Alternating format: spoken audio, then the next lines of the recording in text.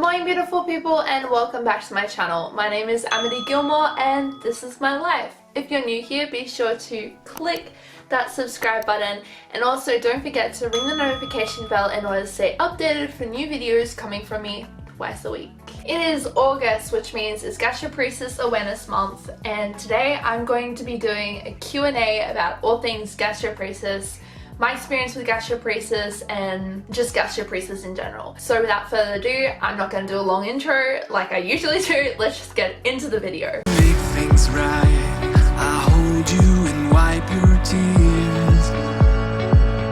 For those of you who are new to my channel and haven't been on here before, hello and welcome. I have a condition called gastroparesis, which is the partial paralyzing of the stomach, and in other cases, including mine, is also the intestines. So basically, the motility of my GI tract is very slow and very sluggish and causes a lot of issues. I did a video a couple weeks back asking for you to send in your questions about gastroparesis for this Q&A, and I have gotten an overwhelming amount of questions, so I'm going to get through as many of them as I can. I hope you enjoy, but let's go to question number one. So first question is, in addition to gastroparesis, slow stomach, do you experience chronic constipation or IBS-C, slow intestines? That is a really good question. So yes, as I said before, I experienced dysmotility throughout the entirety of my GI tract, not just my stomach. It is a bit tricky when it comes to treatments because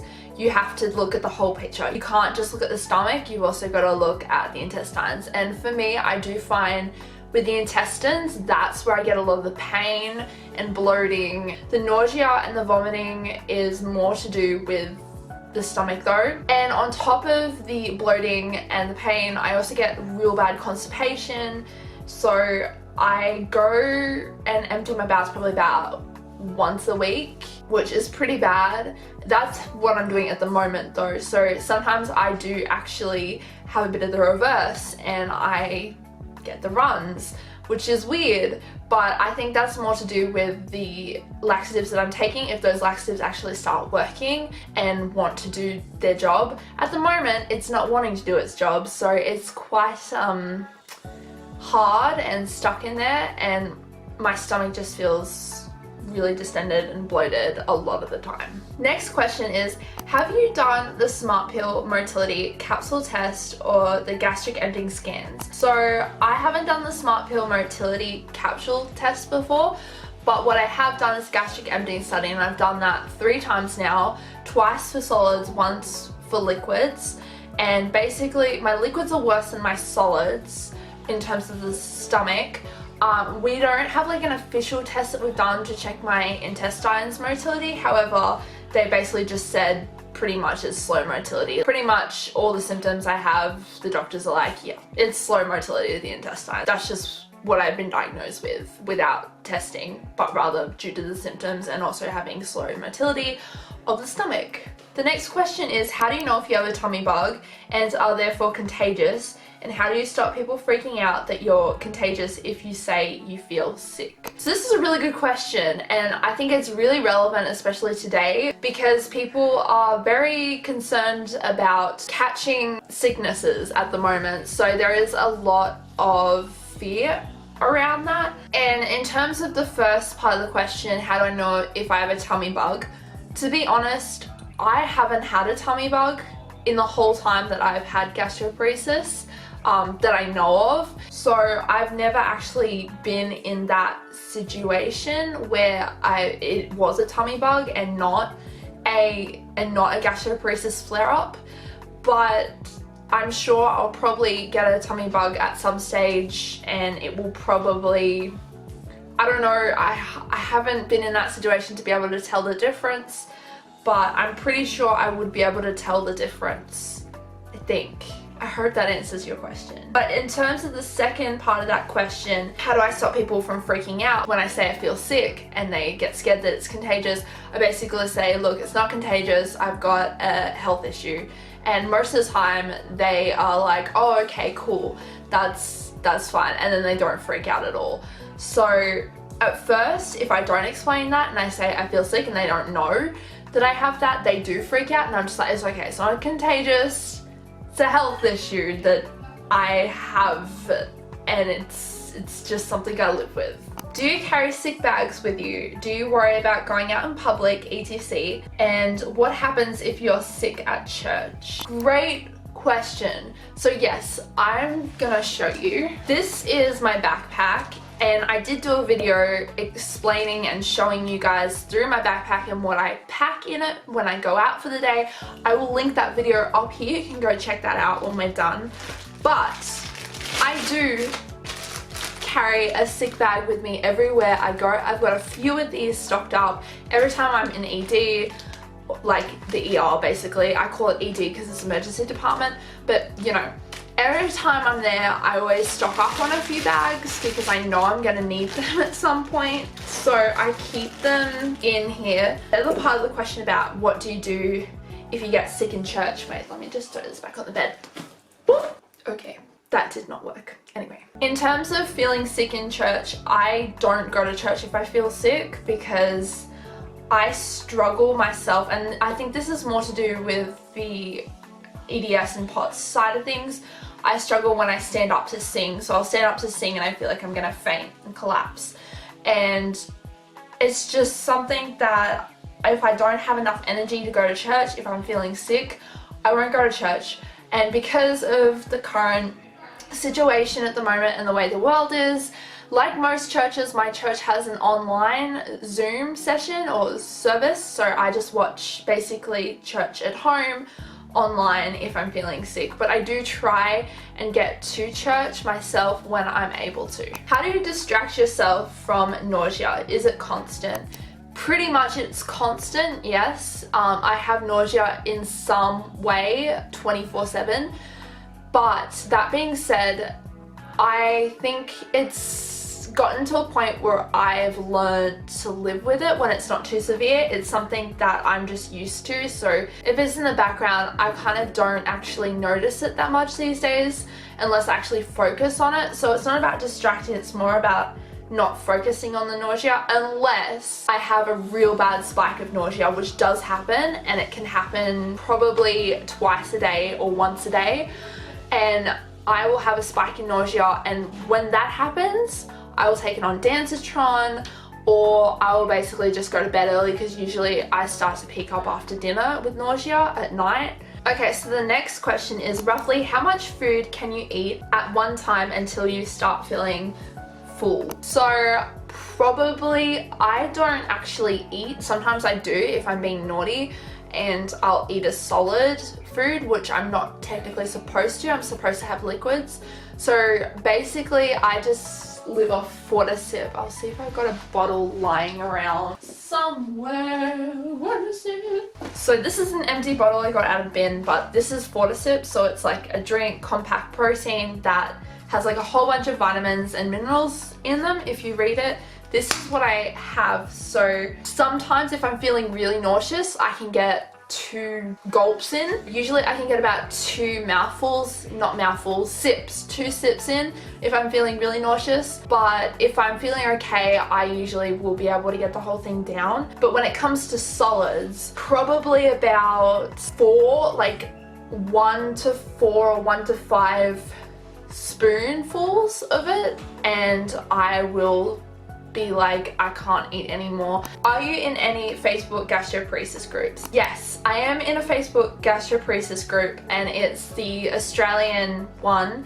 So unfortunately, if you're not Australian, I don't think you can join it because it's just for Australian gastroparesis patients. But that's the only Facebook group I'm in for gastroparesis, and the reason that I'm in it is because it's, you know, it's where I go to ask questions if I need help, if I'm struggling with a certain symptom and I need to ask, hey, do you have any out of the box, you know, tips on how to deal with it?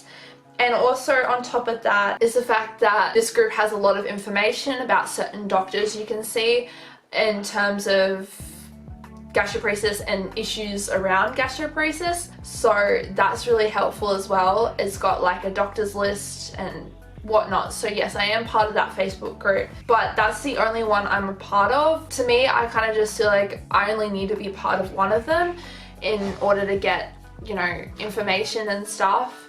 And in terms of having a community of people that have gastroparesis, I'm able to talk about gastroparesis with and be able to basically encourage and feel encouraged by them, is my YouTube and Instagram. That's like the platform where people who are struggling with gastroparesis, like myself, we're able to get in contact and talk, like this YouTube channel. I love the community here and the fact that so many of you are keen to ask questions and talk and have a discussion down in the comments below, and I love that about it. And I love the community also on Instagram, where a lot of people will from YouTube come over to Instagram, and people on Instagram where I can actually DM people and message them and, you know, see how they're going and say, hey, how are you, and like encourage people along with that. So that's my kind of outlook on it. So the next question is, do you suffer from migraines and headaches with your GP? Migraines, no, I don't struggle with migraines, but headaches, yes.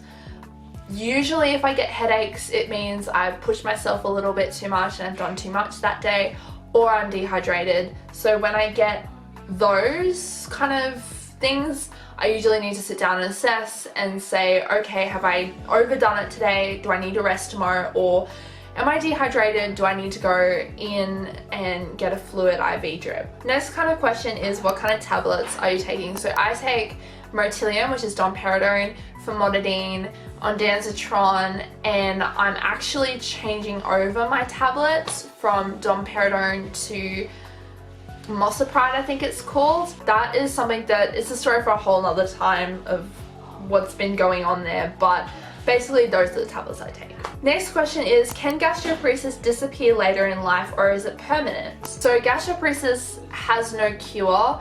However, sometimes in a lot of people it goes away as quickly as it came. And I don't know how that happens, and usually when it does go away, they don't call it a cure because there is no cure, they call it remission. Those people are, rather than cured, they say they're in remission, and whether they get that back again later in life is unknown. But gastroparesis can come, it can go. For some people it can be their whole life, or it can come at a certain stage, and once you have it, it never goes away. It's very different per the person. In a lot of cases, it's quite permanent. It really depends on the person. For me, however, my gastros don't think it's going to go away and go into remission. Whether they're correct on that or not, I don't know, but that's just what they think. To answer your question, does it disappear? Sometimes yes, sometimes no. Next question is, I have seen others on YouTube who have J tubes. Have you asked your doctor if that would work better for you? So I don't have any tubes or anything attached. I'm completely untubed. But that being said, there is that as a possibility later in the future if I need it, but only if I need it. My gastros aren't too keen on a tube, and neither am I. And the reason they're not keen on a tube is because they know I have a lot of ambitions to go and do study and do a lot of other stuff, and having a tube will limit that, and they understand that, so they want to try as best they can to keep me off a tube so that I'm not limited to what I can do. However, I did ask last appointment, I said, well, does that mean I won't ever need a tube? And then basically the answer I got was, we'll cross that bridge when we get there. So this question is, hardest battle mentally with GP, body image, self-worth, etc. My hardest battle with GP is probably not being able to do as much as I was able to do beforehand. As I said, I don't like being limited,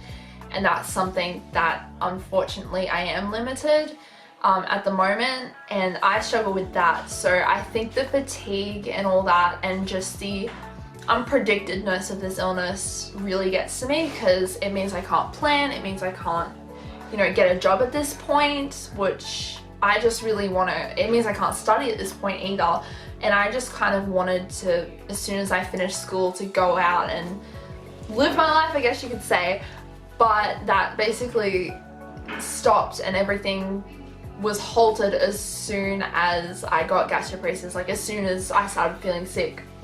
And so that's probably my hardest struggle. In terms of body image, I do struggle with the bloating because I feel really insecure about, you know, when I go out and I feel worried that people think that I'm pregnant. That's one thing I feel insecure about.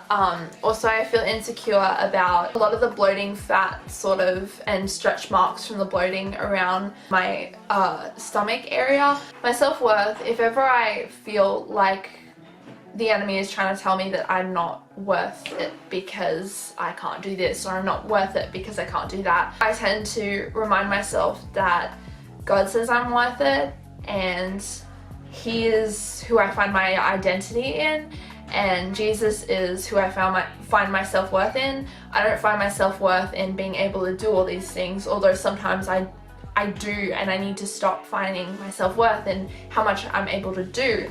And I need to remind myself that my self-worth is found in God, and that is that. And He thinks I'm to die for, so if you get that pun. My self-worth is in Christ, so I don't need to worry. But I still do, because I'm human, and I just gotta remind myself every time. When did you first find out you had it? Did you fully know what was happening to you? So I first started getting sick probably, I think my first kind of GP flare-up that ever happened was 2019. I was 19. It was in June while I was down on a camp, and it didn't take, like, I wasn't diagnosed until 2020 in September 2020, but I basically was full-on sick in and out of hospital from January 2020 and pretty much all throughout, and I didn't get diagnosed until September 2020. So it took a while to actually know what was going on. I didn't know what was going on with me. My mom had no idea what was going on with me. My whole family, my friends, everyone, we had no idea what was going on. I remember a lot of my friends would be like, maybe it's this, maybe it's that, maybe it's IBS, maybe it's colitis, maybe it's this, maybe it's that, and I just didn't know what it was, and doctors didn't even know what it was in this local area. I basically got the diagnosis of IBS first, and then they're like, all right, bye, you know, go deal with that with your GP. But then as it got more and more serious, my mom's like, this isn't IBS. I'm like, this isn't IBS. It was clearly not IBS. So when it got really bad and I started to lose a lot of weight, I went down to Sydney with a friend, and my GP referred me to a gastro in Sydney who knew about gastroparesis. That's where I got diagnosed when I saw him. So I saw him, he says highly likely. He went and ordered the gastric emptying study, so I got the gastric emptying study done, and that came back that I had gastroparesis. So that's when I found out. That was September 2020. No, I had no idea what was going on until then. But it is quite scary when something's wrong with you and you just can't find out what it is. So that was my Q&A for Gastroparesis Awareness Month, and I just want to thank everyone who sent in their questions. I'm so happy that so many people are coming onto my channel and being able to engage with the content. I just want to spread some joy and also some awareness about gastroparesis and a bit of awareness about Ehlers-Danlos syndrome, which is a condition I also have. And I just want to thank every one of you who have been supporting me with this. It means so much to me. But I'm not going to ramble on any longer. I'm just going to say thank you, thank you, thank you. If you liked this video, give it a big thumbs up. If you liked it even more, then don't forget to subscribe. And you can also follow me over at my Instagram at Amity Gilmour. Love you guys. Bye.